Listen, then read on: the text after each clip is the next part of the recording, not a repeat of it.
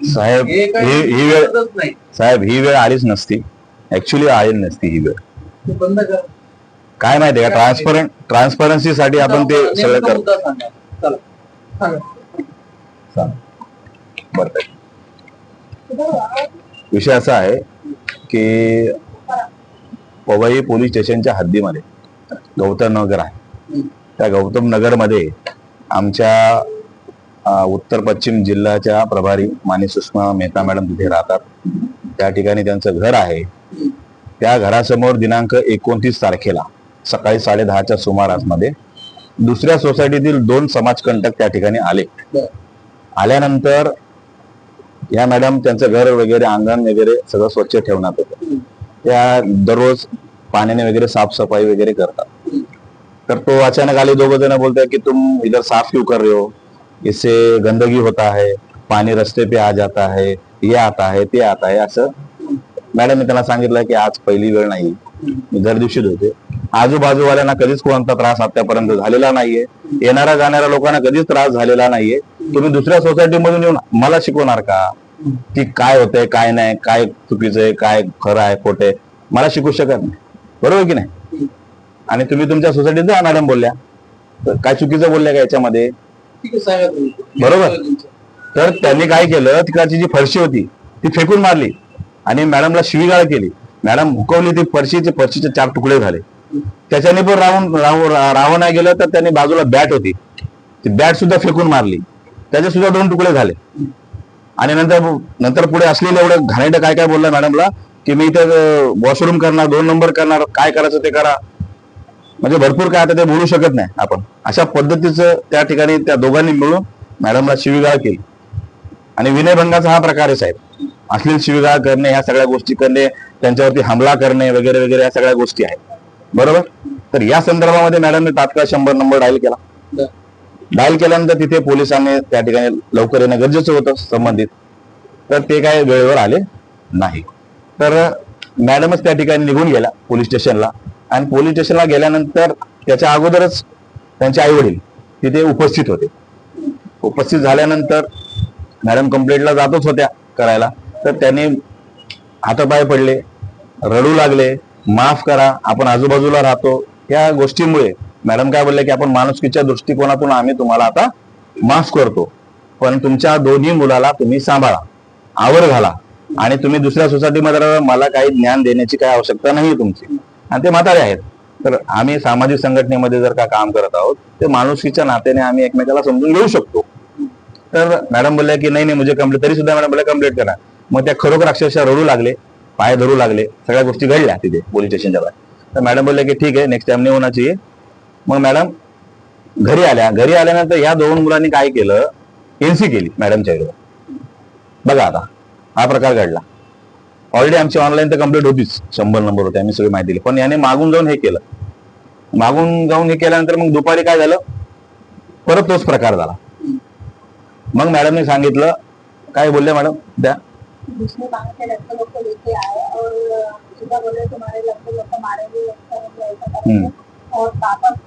बाहर का वो लड़के लोग कहाँ तक मालूम, तो तुम लोग कंप्लेन वापस लो. हमने कंप्लेन किया ही नहीं तो वापस लेने का तो सवाल ही नहीं. और जब फिर वापस में वहाँ से जब हमारे ऊपर ऑनलाईन कंप्लेंट आपलं म्हणजे 100 नंबर वरती आपण नंतर गेला का पोलीस स्टेशनला, नंतर केली ठीक है. तर जाने के बाद वहाँ पे मराठी बोलत तरी चालेल, मला मराठी कळतं. तो तुम्हाला प्रॉब्लेम असेल तर तुम्ही हिंदीत बोला, काय हमारा प्रॉब्लम है ना, हिंदी में कंफर्टेबल है. और मैं वहाँ पे गई, मैं जाने के बाद में वहाँ पे मैंने वहाँ जो मैडम बैठी थी उनको मैं कहता ऐसा है. वापस वो सारे लड़के लोग पास सब वहाँ पे आए. और जब मैं उनसे FIR कर दी, मैडम मेरे ऊपर हमला हुआ है, ये सब वो प्रकरण घटा है, सारा सूचना देने के बाद में वो सीधे घंटा उन्होंने जो है मैडम एंट्री लेने के बाद फिर वापस उन्होंने मानडोली करवाने के लिए मैडम ने सजेशन दिया कि आपसे होता है तो आप मानडोली कर. मॅडम कंप्लेंट असेल त्याच्यानुसार ठीक आहे. आता मला दुसरा ना काय झालं, मग त्याने लिखित मध्ये एका दिवसात 4 घटना कशा घडल्या, सांगा. एका दिवसात एक मॅडम अभि मग हे झालं, तिथे लिखितमध्ये घेतलं मॅडमने की बाबा आता इथे एकमेकाच्या विरोधात आमच्या तक्रारी नाही काय नाही तेव्हा कसं झालं की हा. मॅडमची तक्रार बेसिकली त्यांनी घेतली नाही. हा. ठीक आहे, हे मी मग- करायला लावतो. मग ते झालं. मग झाल्यानंतर यांनी काय केलं, आमचे कार्यकर्ते होते, थोडंसं यांच्या घरामध्ये डिस्कशन चालू होतं. मग ती मीटिंग झाल्यानंतर हे दारू पिऊन 8-10 लोक त्या यांच्या घराच्या समोरच हा सगळा त्यांचा प्रकार चालला होता की हे कार्यकर्ते गेल्यानंतर आम्ही यांच्यावरती अटॅक करायचा, हा त्यांचा नियोजनबद्ध कार्यक्रम सुरू झालेला होता तिकडे. मग जसे कार्यकर्ते गेले तसं यांचा धुमाकूळ सुरू झाला त्या ठिकाणी. येणं, शिवीगाळ करणं, काय करणं हे सगळं चालू झालं. मग यांचा जो मोठा मुलगा होता, यांचं वॉशरूम घरात नाही तर ते बाहेर थोडस जावं लागतं, तर हा गेला वॉशरूम साठी तिकडे. तर मागून येऊन बिअरची बॉटल होती ती याच्या डोक्यात मारली. हे बघा, डोक्यात मारली, रक्ताबंबूळ झाला, असे झाला. 8-10 लोकांनी याला मॉब लिंचिंग करण्याचा प्रयत्न केला. याचा कसा तरी जीव वगैरे वाचला आणि तो घरी पळत आला. आईला सांगितलं. मग आईने डायरेक्ट ट्रॉमा केअर मध्ये जाऊन ते सगळं मेडिकल वगैरे केलं आणि त्यानुसार तो 323चाच फक्त 324चा गुन्हा दाखल झाला. 326चा पण गुन्हा दाखल केलेला नाही त्याची. बरोबर, तो एक प्रकार आहे. आणि हैराण करणारी गोष्ट अशी झाली की हे गेल्यानंतर, गुन्हा दाखल झाल्यानंतर ते सुद्धा आले. आता त्यांना, हे पीडित आहेत, यांना प्रॉब्लेम झाला बरोबर. तर त्या PSI स्वाती मायाचुरी मॅडमने क्रॉस FIR दाखल केला. त्यानंतर क्रॉस करायची काय आवश्यकताच नव्हती, काहीच नव्हती. आम्ही काय केलंय का, तुम्ही थोडेसे पोलिसांना प्राथमिक चौकशी करण्याचे अधिकार आहेत, तर तुम्ही थोडीफार तरी चौकशी करा. त्याचं मेडिकल किंवा त्याला आम्ही काय केलंय का, CCTV फुटेज, आजूबाजूची लोक काय, थोडंफार तरी काहीतरी विचारणा करा. त्याचा 100 नंबर होते डायल केलाय का, कुठे काय कंप्लेंट गेली, काहीच नाही. मॅडमने क्रॉस FIR घेतला. आणि अजून एक हैराण करणारी गोष्ट की हा जात असताना याचा भाऊ नव्हता तिथे, त्या भावाला सुद्धा त्याच्या केसमध्ये गोवण्यात आलं, दुसरा मग. आणि हा एज्युकेटेड आहे, त्याला घरामध्ये होता आणि हमला याच्यावरती झाला आणि नाव दोघांची गोवण्यात आली त्याच्यामध्ये. मी तपास प्रॉपर करायला हा. याच्यात काय प्रॉब्लेम कसं आहे, याच्यामध्ये प्रॉब्लेम होतो. आता एक गुन्हा दाखल आहे म्हणजे हे कंटिन्युअस घटनांच्या कंटिन्युएशनचाच पार्ट आहे. हो. एकाच घटनेच्या वेगवेगळ्या झालेल्या त्या एक्सप्रेशन्स आहेत. बरोबर. तर तो आपण मूळ याचा जो गुन्हा दाखल आहे त्याचाच पार्ट करून मॅडमचं तुमचं जे स्टेटमेंट आहे त्याच्यामध्ये ऍड करून सेक्शन वाढवून सेकंड थिंग हा नव्हता क्रॉस गुन्ह्यामध्ये नाही. समजा, तर त्या पद्धतीने इन्व्हेस्टिगेशन करायचं. एका साईडने कुठलीही गोष्ट त्याच्यामध्ये होणार नाही. ठीक आहे. दुसरी गोष्ट मग त्यानंतर काय झालं, हे गुन्हा नोंद झाल्यानंतर सगळं झालं. रात्रीचे 11-12 वाजले ना येता घरी आल्यानंतर परत तोच प्रकार त्याने केला. तुम हमारे खिलाफ गुना दाखल करोगे, हमारे बड़े बड़े हाथ है, मेरे पीछे आमदार का हाथ है, नगर सेवक का हाथ है, खासदार का हाथ है, हम RSS के लोग हैं, हम BJP के लोग हैं, ये है वो है, मुर्जी पटेल के लोग हैं हम लोग. अशा प्रकारच्या वल्गना त्या ठिकाणी सुरू झाल्या. आणि ते झाल्यानंतर मग यांनी काय ऐकलं नाही, घरामध्ये गेले आपले, ते त्यांचे गेल्यानंतर काय झालं, सकाळी मॅडम 7 वाजता 6:30-7च्या दरम्यान उठल्या. सकाळी उठल्यानंतर त्यांच्या घरासमोर दारूच्या बाटल्या, बिअरच्या बाटल्या, फरशी तोडलेले सगळे तुकडे, दगडफेक झालेली, सगळं हा सगळा प्रकार त्या ठिकाणी होता. आणि अजून एखादी घाणेरडी वस्तू होती, ती सांगू शकत नाही मी, ते मी अर्ज तुम्हाला दिलेला आहे. तर अशा प्रकारचं सगळं त्या ठिकाणी लावून ठेवलं होतं. आणि गुटखा खाऊन तुकलेलं पूर्ण लाल लाल लाल त्यांचा पूर्ण ओटा केला होता त्यांनी करून ते गेले होते. मग या संदर्भात लगेच मॅडमने सकाळी जाऊन परत 100 नंबर डायल केले, परत सांगितलं. आणि चौकीत गेल्यानंतर तिथे PSI माने मॅडम होत्या. माने मॅडमला सगळं सकाळचा प्रकार सांगितला. तर त्यांनी काही ना काही कॉग्निझन घ्यायला पाहिजे होता त्यावेळेस, तो पण घेतला नाही. त्यांनी बोलले की ज्या मॅडमने FIR घेतला त्याच मॅडमला तुम्ही जाऊन विचारताय. मॅडम नाईटला येणार, डेला येतील, कधी येतील आपल्याला काय माहित नाही, पण आता तुमच्या उपस्थितीत झाला की नाही, तर तुम्ही काहीतरी कॉग्निझन्स घ्या याच्याबद्दल. विषय असा आहे साहेब की जर सुरुवातीलाच जर का प्रिव्हेंटिव्ह ऍक्शन त्या पोलीस ठाण्याने घेतली असती सुरुवातीलाच त्याच्यावर, तर हे बाकीचे जे काय प्रकार आहेत ते बिलकुल घडले नसते. हा, आता पुढे काय अजून हैराण करणारी गोष्ट साहेब, हा सकाळचा झाला. नंतर हे सगळं घडलं. मग आम्ही स्वतः डेलिगेशन, आम्हाला ही माहिती मिळाली, संघटनेच्या वतीने ACP साहेब, मैराळे साहेबांना आम्ही भेटायला गेलो. त्यांना सगळी माहिती दिली, सगळं दिलं. त्यांना अर्ज सुद्धा दिला की संघटनेच्या वतीने त्याच्यामध्ये अशा काही गोष्टी आहेत, त्या तुम्ही बघून त्याच्यावरती योग्य तपास करून त्याच्यावरती कारवाई करा. आणि तडीपार असेल तडीपार करून टाका, त्यांना मकोका लावा, त्यांना समाजकंटक आहे म्हणून त्यांना आता आम्ही हे केलेलं आहे, आयडेंटिफाय केलेलं आहे समाजाने. त्याने भरपूर त्रास केलेला आहे, आम्ही सगळं त्याच्यामध्ये इन डिटेल दिलेलं होतं. आणि याच्यामध्ये जी लोक असतील त्या लोकांना सगळ्यांवरती कडक कारवाई करा. असा मी त्यांना जवळजवळ दिलेला आहे 1-1.5 तास, आणि तुम्हाला सुद्धा ईमेलद्वारे मी पाठवलेला आहे त्या संदर्भात. मेल लगेच मी दुसऱ्या दिवशी केलेला आहे तुम्हाला सकाळी.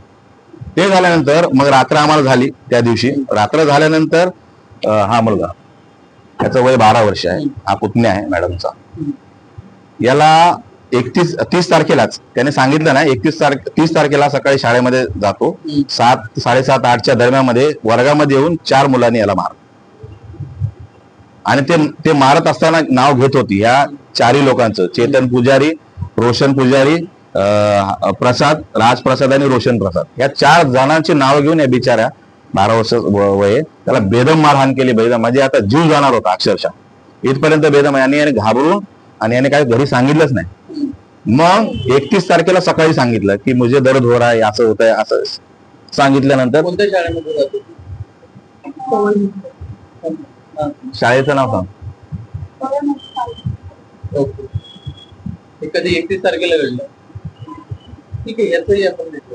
हा, मग आपण ते मेडिकल वगैरे सगळं केलं. मग मॅडमला सांगितलं मेडिकल करा, कुठे काय आणखीन त्रास होईल किंवा काय, ते 3-4 तास काहीतरी ऍडमिट पण होता तो तिकडे.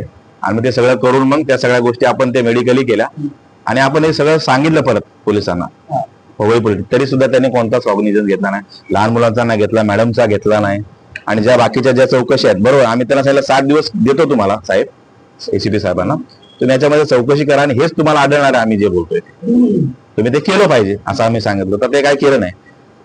तर आता आमची अशी मागणी आहे पहिली, की मॅडमचा पहिल्यांदा FIR दाखल करण्यात यावा, बरोबर, त्यांना जे आहे ते, याच्या जो काय झालेला आहे हल्ला, याला जो काय त्रास झालेला आहे, लहान मुलांच्या कायद्याअंतर्गत जो काय असेल त्या सगळ्यांवरती कारवाई करण्यात यावी. आणि हे जे काय 4 लोक आहेत, राज प्रसाद, रोशन प्रसाद, रोशन पुजारी, चेतन पुजारी, आणि हे चेतन पुजारी आणि रोशन पुजारी हे हिट लिस्ट वरचे तिकडचे रेकॉर्ड आहे त्यांचा. तर यांच्यावरती आणि ह्या सगळ्यांवरती, हे सगळं सोबतच आहे, हे लोकांचा ग्रुप आहे मोठा, बरोबर, आणि हे राष्ट्रीय स्वयंसेवक संघाचे आणि बजरंग दल BJPचे कार्यकर्ते आहेत, अशी आम्हाला प्राथमिक स्वरूपाची माहिती मिळालेली आहे. ठीक आहे, त्यांच्या आयडेंटिटीची काही नाही, म्हणजे ते कुठल्या संघटनेचे काम करतात यापेक्षा ते आपल्यासाठी याच्यात नाही, ते बोलून म्हणजे काय होतं, लोकांमध्ये दहशतीचं वातावरण निर्माण करण्याचा कार्यक्रम आहे. जे काही फॅक्च्युअल असेल ना त्याच्या पद्धतीने आपण कारवाई करा, काही प्रॉब्लेम. ठीक आहे, आता तुम्ही आणलंय काही का असेल तर मला मी तुम्हाला अर्ज बघा, तुम्हाला आम्ही माझ्याकडून ईमेल खाली गेला असेल, आता रेफरन्स साठी पण देणार आहे. आम्ही तुम्हाला एक पत्र देणार आहोत आम्ही. ठीक है सर, 2 मिनट में बात करता हूँ. आपने अभी कहा कि RSS बजरंग दल के लोगों से संबंध नहीं है. आपण या मुद्द्यावर जाऊ.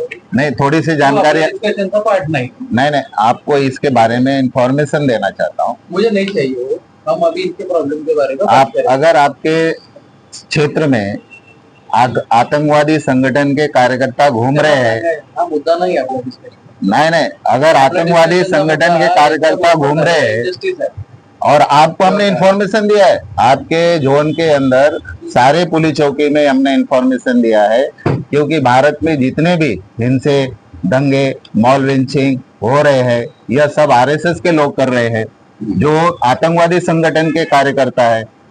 तो आतंकवादी संगठन RSS सिद्ध हुई है, तो शासन प्रशासन में बैठे हुए जो अधिकारी है, उनका क्या काम है, उस आतंकवादी को पकड़ करके अरेस्ट करके जेल में डालना. क्यों? क्योंकि उस क्षेत्र में उसके द्वारा हमला आहे. मुद्दा कळाला. आपण आता दुसरं बोलू. हा, तर या संदर्भामध्ये आपण करायचं, मी तुम्हाला निवेदन सुद्धा आज देणार आहे त्या संदर्भामध्ये. दुसरी गोष्ट अशी आहे, क्रांतीवीर लवजी साळवे नगरचा मुद्दा आहे. तो रविराज कुठे आहेत ते? या पुढे या. पुढे हा, त्यांचा मुद्दा काय आहे, थोडं 2 मिनिटं ऐका, मग त्याच्यावरती मी कन्क्लुजन करू. 2 मिनिटात तुम्ही सांगा. लास्ट 2 महिन्यापूर्वीच आम्ही इकडं गेली 2 वर्ष आम्ही तक्रार देतो चौकीला. बरोबर शिंदे साहेब होते तेव्हापासून. बरोबर. तुमची तक्रार काय हे सांगा पहिलं, त्यांना तेही लक्षात येईल. क्रांती लवजी साळवे नावाबद्दल नाही, स्पष्ट सांगा काय आहे. क्रांती लवजी साळवे नावाबद्दल आमची तक्रार आहे. त्या नावासंदर्भात आम्हाला जातीवर शिवीगाळ पण केली जाते, हत्या धमकी दिला जाते आणि चौकीमध्ये कारवाई केली जाते, आणि आम्हाला सांगतात की हे आमच्या अधिकार क्षेत्रात नाही. कॉल घेऊन